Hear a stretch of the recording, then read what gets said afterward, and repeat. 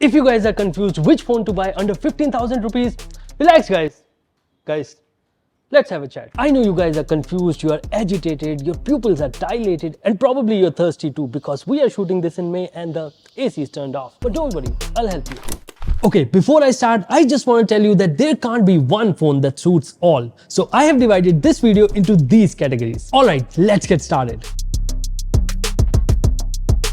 First of all, phones in this segment comes with a lot of bloatware, ads, and getting a phone with clean software experience is very tough. But it's not impossible. Out of all the phones, Moto G64 offers the cleanest software experience as it does not come with any ads or glass lock screen. Plus it bundles the least number of bloatware apps while Samsung and Realme gets a ton of pre-installed apps. However, it offers only 1 year of software update and 3 years of security patches, which is something you should know. And for the rest of the phone, let me tell you the good things first. The Moto G64 starts at 14,000 for the base variant, which offers 8GB of RAM and 128GB storage. Plus there's a massive 6000 mAh battery with 33-watt charger in the box. And the camera performance is also quite good, especially with the main camera that comes with OIS. Now coming to what's bad. Well, the Dimensity 7025 chipset is not the most powerful and tends to overheat while heavy gaming, but it can handle Candy Crush. Apart from that, the display is LCD and it's not the brightest compared to other phones on the list. But you do get all the 5G bands, dual hybrid SIM slot, a headphone jack and stereo speakers. See,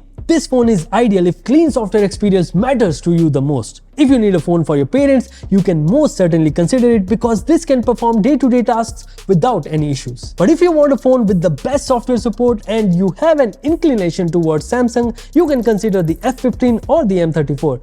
But do note that the teardrop notch looks outdated, both of them doesn't come with a charger in the box, and they are filled with ads and bloatware.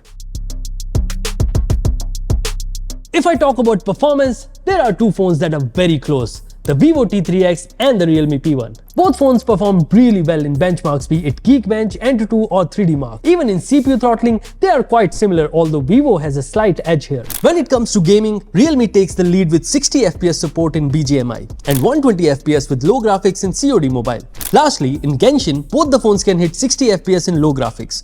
I also noticed that even after long gaming sessions, both phones didn't get too hot, which is quite good.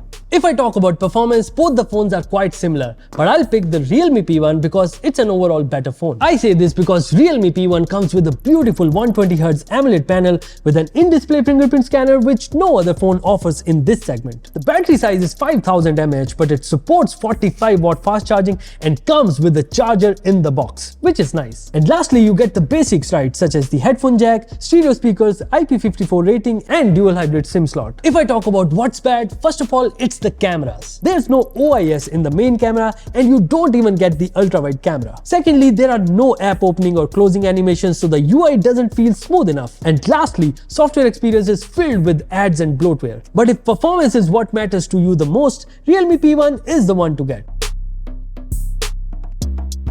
Now, the best camera phone might surprise you because I'm sure you wouldn't have seen it coming. It's the Moto G64. Yes, I'm not even kidding. See, it was a close call between G64 and M34. Let me show you some camera samples. In outdoor shots, Moto captures better details, keeps a natural tone and also handle HDR pretty well. In ultra-wide shots too, Moto captures more details with natural tone while Samsung saturates a bit too much. Moto's ultra-wide camera also come with autofocus, so you can take some macro shots on it which are quite comparable to Samsung's macro shots. In nighttime, it's not a question which phone takes the best photos. In fact, it's about which phone struggles the least, and here Moto takes the lead. In selfies though, Samsung captures more details compared to Moto and the colors are also on point. In terms of videos, Samsung captures better videos with very good stabilization, but Moto has some focus hunting issues. And Samsung also allows lens switching while Moto doesn't. By the way, if you're thinking why we haven't mentioned the POCO X6 Neo, well, in camera comparison, it doesn't beat either Moto or Samsung.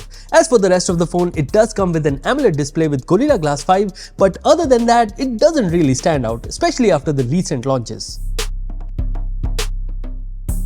Now, it's time for the best overall smartphone under 15,000 rupees. It's quite simple actually. See, If you guys want the best software experience and very good cameras but can compromise on performance, you can go with the Moto G64. However, if you guys want the absolute best performance, very good display but can live with Realme UI and decentish cameras, then you can go with the Realme P1. So that was it guys. If you guys have questions, we have the answers. See you in comments.